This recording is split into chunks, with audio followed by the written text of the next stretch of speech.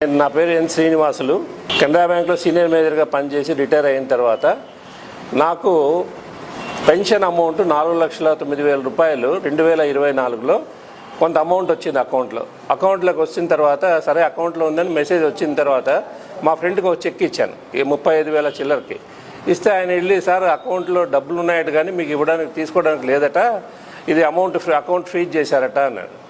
నేను వెళ్ళి bank chief మేనేజర్ని అడిగాను, ఏమంటే నాకు తెలియదండి హెడ్ ఆఫీస్ వాళ్ళు చెప్పారు చేశామని చెప్పాను.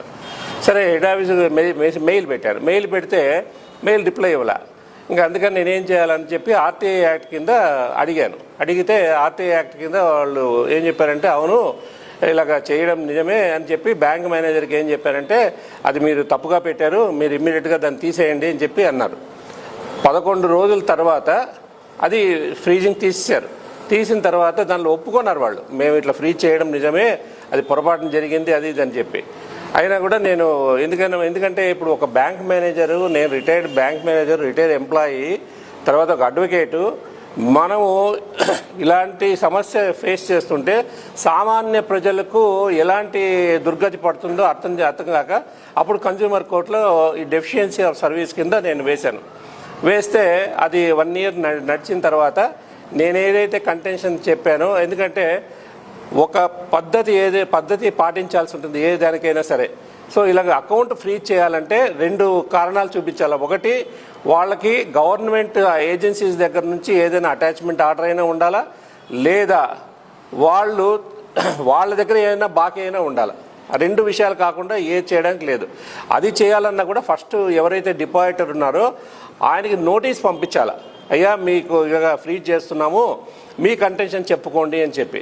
అలాంటి ఏదీ లేకుండా మన డబ్బులు వాళ్ళ దగ్గర ఉన్నాయి కాబట్టి ఏం చేస్తారో చేసుకోండి అన్నట్టు వాళ్ళు ఫ్రీజ్ చేసిన తర్వాత మేము కన్జ్యూమర్ కోర్టులో 144/2024 ఈ కేసు నంబర్ వేసిన తర్వాత 1 year 1 year లోపల ఈ వాద ప్రతివాదనలన్నీ విన్న తర్వాత మేము ఏదైతే రిక్వెస్ట్ చేశామో, మేము ఏదైతే ఆర్గ్యుమెంట్ చేశామో అది కరెక్టు అని చెప్పి మాకు అనుకూలంగా బ్యాంకు వాళ్ళని 35,000 రూపాయలు, దానిలో 30,000 రూపాయలు ఆయనకు నాకు ఇబ్బంది కలిగించినందుకు 5,000 రూపాయలు లాయర్ ఖర్చు కింద 35,000 రూపాయలు అవార్డు చేయడం జరిగింది.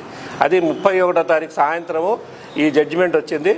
కానీ ఆ జడ్జిమెంట్ కాపీ రాకుండా మీకు ఇవ్వడానికి ఇది కాదు కాబట్టి ఆ జడ్జిమెంట్ కాపీ వచ్చింది కాబట్టి ఈరోజు మీ పాత్రికేయ మిత్రులందరినీ కలిసి ఇది సమాజానికి ఇన్ఫర్మేషన్ ఇవ్వాలి. ఎందుకంటే ఒక కస్టమర్ యొక్క రైట్స్ ఏంటో ప్రతి వాళ్ళకు తెలియాలి. కస్టమర్స్ రైట్స్ తెలిస్తే అప్పుడు ఆటోమేటిక్గా వాళ్ళు కూడా భయపడతారు, కస్టమర్ కూడా ధైర్యంగా అడిగి వెళ్ళి అసలు నా అకౌంట్ ఎందుకు ఫ్రీజ్ చేశారు, మీ బ్యాంకులో అకౌంట్ పెట్టడం కాకుండా డబ్బులు పెట్టడం కాకుండా మళ్ళీ ఇటువంటి ఇబ్బందులన్నీ చేస్తారా అని చెప్పి అడిగే ధైర్యం కస్టమర్కి ఉంటుంది కాబట్టి ఈ పత్రికా ప్రకటన చేయడం జరిగింది. అంతేనండి.